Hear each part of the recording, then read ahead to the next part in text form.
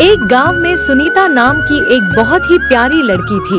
उसके माता पिता बहुत गरीब थे, फिर भी वे दयालु थे। अपने माता पिता के गुण सुनीता में आ गया था। वह जिस किसी को मुसीबत में देखती तो उसकी मदद करती थी। जब वह 18 साल की हुई तो उसकी शादी उमेश नाम के लड़के से हुई। वह भी गरीब परिवार का था।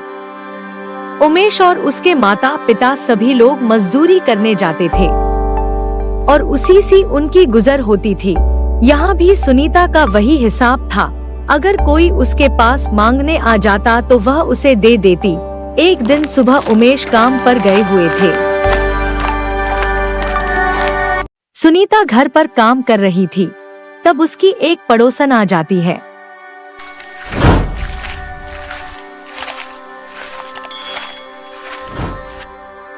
बहन, तुम्हारे पास थोड़ी चीनी होगी? आज हमारे यहाँ चीनी खत्म हो गई है। मेरा बेटा दूध के लिए रो रहा है। वह ऐसे दूध ही नहीं पीता, तो वह उसको कटोरी में चीनी ऐसे ही दे देती। थोड़ी देर बाद कोई और पड़ोसन आ जाती और कहती है, बहू, कुछ रुपए उधार दे दो। मैं बच्चे की दवा देने जा रही हूँ। मेरे पास पैसे नहीं हैं। मैं तुम्हें फिर कभी वापस कर दूंगी।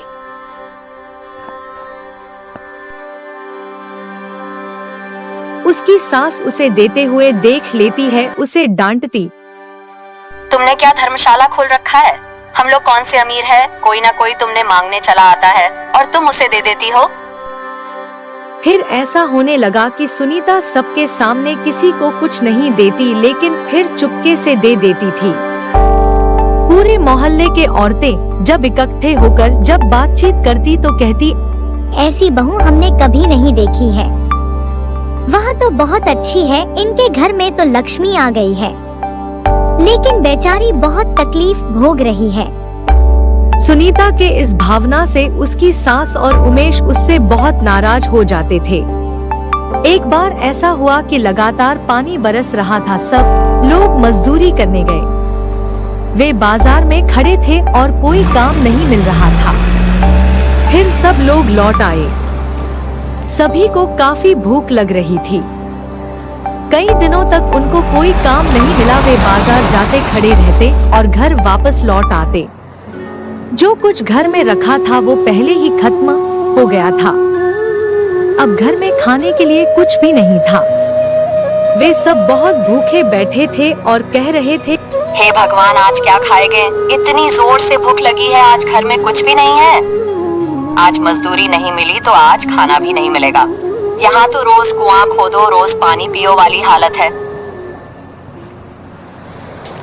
कि तभी उसकी पड़ोसन पुष्पा आ गई कुछ मांगने। अरे भाभी, उदास क्यों हो? क्या हुआ? आज हमारे यहाँ खाने के लिए कुछ है ही नहीं। इतना सुनते ही पुष्पा अपने यहाँ गई और दाल, चावल और सब्जी ले आई। अभी खाना बना लो, तुमने हमारी बहुत मदद की थी। अब हमारी बारी है। अब सुनीता चूल्हा जलाया। पहले दाल, चावल और सब्जी बनाई।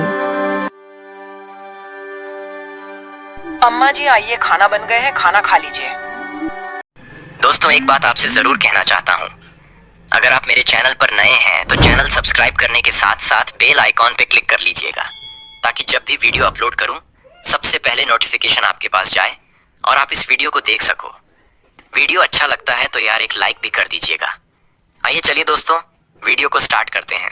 सब लोग खाना खाने के लिए बैठे ही थे कि बाहर से आवाज आई, क्या इस गरीब के लिए कुछ है? मैं बहुत जोर की भूखी हूँ। सुनीता ने बाहर निकलकर देखा तो एक बूढ़ी औरत खड़ी थी। बेटी, बहुत जोर की भूख लगी है। मुझे चक्कर आ रहा है। मुझसे चला ही नहीं जा रहा। मुझे कुछ खाने के लिए दे दो बेटी। सुनीता चक्कर में पड़ गई। खाना तो थोड़ा सा ही है, जो इतने लोगों के लिए भी पूरा नहीं है। वह सोचने लगी है, हे भगवान, मैं क्या करूं? इन बुढ़ी औरत को खाना तो देना ही चाहिए। इतनी कमजोर है, भूख भी है और कमजोर भी है। इन्हें खाना दिए बगैर मैं इन्हें कैसे लौटा सकती हूँ? तब तक उसकी सास बाहर आकर बोली, खाना वाना कुछ नहीं है यहाँ। और बहू तुम केवाड़ बंद कर दो, ज्यादा चक्कर में पड़ा कहाँ। बेटी मुझ पर थोड़ी दया करो, मैं बहुत दुखी हूँ। आज तो लगता है भूख के मारे आज मेरे प्राण निकल जाएंगे। ऐसा कहकर वह वहीं बैठ गई और आंसू बहाने लगी। सुनीता दौड़कर आई और अपने सास से बोली, अम्मा उन्हें खाना दे दो, वो बहुत भूखी है, कहीं ऐसा न हो कि उन्हें कुछ हो जाए। हमारी तुम्हें परवाह नहीं है, और वो भिखारन कहाँ से चली आई तो उसकी परवाह है। पर अम्मा जरा सोचो, हमें भी तो 2 दिन हो गए कुछ नहीं खाया है, हमको भी तो चक्कर आ रहा है। ये तो बूढ़ी माँ है, इसे खाना देने चाहिए। अब चाहे जो हो जाए, मैं उस बूढ़ी औरत को खाना जरूर खिलाऊंगी। सुनीता ने तो बाहर देखा तो वह बूढ़ी महिला बाहर बैठकर रो रही थी। अब सुनीता से रहा नहीं गया, थाली में खाना परोस कर ले आई और बूढ़ी औरत को दे दिया। वह औरत बहुत खुश हो गई और खाने लगी। खाना बहुत स्वादिष्ट है, तुमने खाना बहुत अच्छा बनाया, तुम बहुत सुखी रहोगी। और खाना ले आओ बेटी। सुनीता खाना परोस कर ले आई। बूढ़ी महिला को पता नहीं कि कितनी भूख लगी थी। खाना खाती ही जा रही थी और मांगती ही जा रही थी। और ले आयो खाना।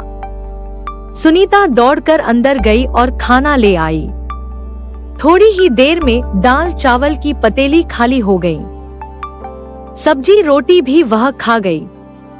भूख से बिलबिलाते हुए उमेश ने देखा कि पतेली खाली पड़ी है और कुछ नहीं रह गया है। उसमें उमेश को बहुत जोर से गुस्सा आ गया और उसने चूल्हे पर बर्तन फेंक कर मारा, जिससे चूल्हा टूट गया। यह देखकर सुनीता रोने लगी।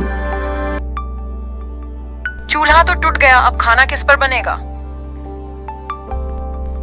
तुम परेशान ना हो बेटी, मैं ऐसा चूल्हा बनाकर तुम्हें देती हूँ कि वह कभी नहीं भुटेगा। उस पर खूब खाना बनाना और कोई भूखा आए तो उसे खूब खिलाना। उसने वहीं से थोड़ी मिट्टी उठाई और सुनीता पानी मांगा। उसने मिट्टी गुंधी और एक नया चूल्हा बनाकर रख दिया। बेटी इस चूल्हे पर खाना बनाओगी ना तो मुझे याद करोगी। तुम्हारे यहाँ कुछ नहीं है, तुम जिस चीज को बनाना चाहो उसका नाम लेकर इस पतीली पर रख देना। ऐसा कहकर वह वहां से चली गई। सुनीता पतीली चूल्हे पर रखती चूल्हे में मैं तो चावल बनाऊंगी। लकड़ियां अपने आप जलने लगी और खाली पतीली में दाल भर भर कर उबलने लगी। तो सुनीता बहुत खुश हो गई। 1 मिनट में पतीली में दाल अपने आप बन गई। उसने दूसरी पतीली चढ़ा दी और बोली, मैं तो चावल बनाऊंगी। और चावल भी बन गई। अब तो सुनीता जिस चीज को बनाना चाहती उसी का बस नाम लेती तो वह चीज बनती चली जाती। यह देखकर सुनीता के सास ससुर और उमेश बहुत खुश हो गए। वे सुनीता की प्रशंसा करने लगे। अब सभी लोग खा रहे थे। जिसकी जो भी खाने की इच्छा होती वे उसी पकवान का नाम लेता तो सुनीता उसे बना देती। अब सुनीता की सब लोग बहुत इज्जत करते थे। अब घर का कायाकल्प ही बदल गया था। इतने में बाहर से आवाज आती है, बेटी मुझ पर थोड़ी दया करो, मैं बहुत दुखी हूँ। आज तो लगता है भूख के मारे आज मेरे प्राण निकल जाएंगे।